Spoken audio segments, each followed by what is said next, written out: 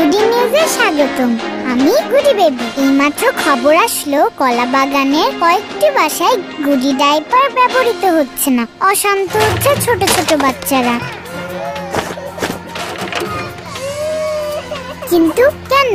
চলুন গুডি ডক্টরের কাছে। সাধারণ ডায়াপারে প্রয়োজনীয় শোষণ ক্ষমতা থাকে না, পড়তে আরাম না পাওয়াতেই এর সমস্যা হচ্ছে। তাই নাকি?